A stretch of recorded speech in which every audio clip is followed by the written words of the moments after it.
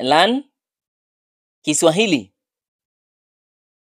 Don't worry. Usijali. Don't call me. Usinipigie simu, or you can also say usiniite. Don't come here. Usije hapa. Don't give up. Usikate tamaa. Don't try. Usijaribu. Don't come back. Usirudi.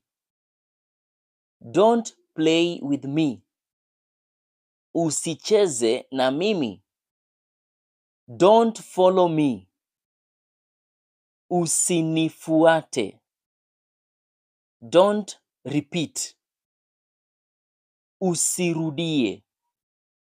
Don't return. Usirudishe. Please go to